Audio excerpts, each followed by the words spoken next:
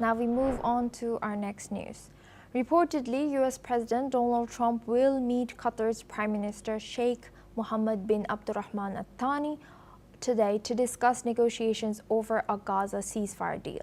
This comes as Israeli and Hamas negotiators have been taking part in ceasefire talks in Doha since July the 6th, discussing an American-backed proposal for a 60-day ceasefire involving hostage releases, Israeli troop withdrawals, and talks on ending this conflict. These talks also come amid divisions over the extent of an Israeli withdrawal from Gaza.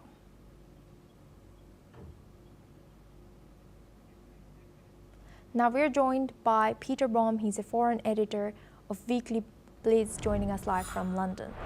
Thank you, Peter, for joining us today. Good to see you. Good morning to you. Good morning. Thank you.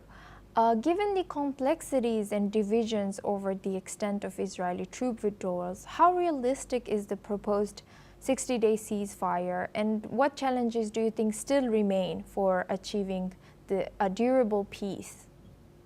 Okay. Well, about 3 or 4 days ago, I think President Trump made a statement suggesting that we were no more than 2 weeks away from a permanent ceasefire. Apparently, Hamas were quite positive on the Witkoff plan, and the Israelis responded, and out of 5 elements, there were 4 had been agreed and 1 hadn't, and I think that one element was the area from which Israeli troops would withdraw. Israel then submitted another proposal, a roadmap, as they call it, and as far as I'm aware from my sources, this current roadmap is being discussed amongst the interested parties in Doha. If that can be agreed, then the chances of a 60-day ceasefire are very realistic. But we've been here many times before, only to be disappointed. So we'll have to wait and see. But I understand that Witkoff, Trump's chief negotiator in the talks, is putting both parties under severe pressure to come to a solution which will include the Israeli view of where her troops should withdraw to. So we've got another couple of days yet. For the first time, I'm actually relatively hopeful that something will come of this, whereas in previous ceasefire talks, I haven't had that hope. Peter, can you tell us more about why are you more hopeful for this upcoming talks? How might President Trump's involvement or meeting with Sheikh Mohammed bin Abdulrahman Al Thani influence the prospects for a lasting ceasefire? Yes, indeed. I think one of the main reasons why I'm hopeful is because Netanyahu is under severe pressure domestically from those in Israel who are frankly too tired to continue with this conflict. The hostages have not been released, and Hamas, though severely dented, has not been 100%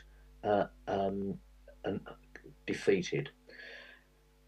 Also, Netanyahu is facing pressure from within his own government, who may create the scenario where the government is brought down. So I think from the Israeli perspective, given the pressure that the Trump administration are putting on them, and given the domestic turmoil that they're currently facing from the general public and from within the coalition, I think that Netanyahu will have to agree for the ceasefire. Now, as far as the other side are concerned, Hamas, there is no doubt about it that politically, militarily, financially, they have been severely dented to the extent that they will no longer pose the kind of military threat that they posed to Israel pre-October the 7th. And the Gazans themselves want peace. They do not want Hamas to continue with this conflict. And as we've seen from previous interviews I've had with you, there are elements within Gaza, family clans, that are actually now opposing Hamas, fighting with them, vying for power, of course, we understand that. But both sides are sick of the conflict and the pressures being put on both sides by the Qataris on Hamas, by the Trump administration on Netanyahu, and both Hamas and the Netanyahu government having internal domestic conflicts to contend with, I think will ensure that this ceasefire has the best possible opportunity of succeeding.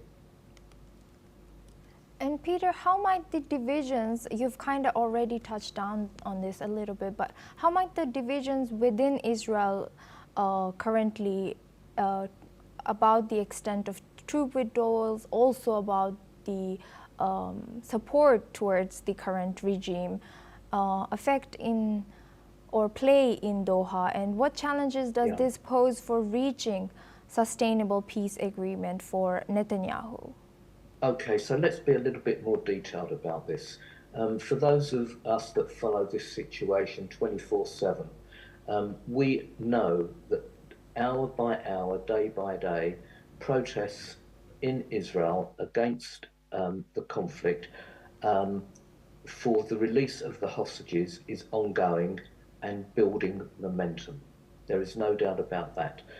Ironically, Netanyahu, his support from the polls we've seen, support for him personally has increased because of the way he's handled the conflicts, not only with Hamas, but with Syria, with Lebanon, and with the Houthis. So his personal polling is going up.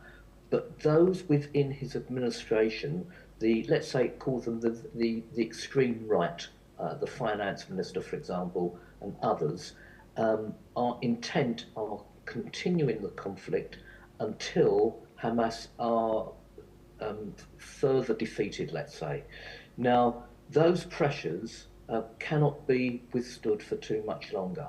So either the Netanyahu government falls, or the right wing fall in line, and the Netanyahu government continues, but it's the Trump administration and the pressures that they are putting on the Netanyahu government that will determine the outcome. Donald Trump's administration is the mover and shaker in all this.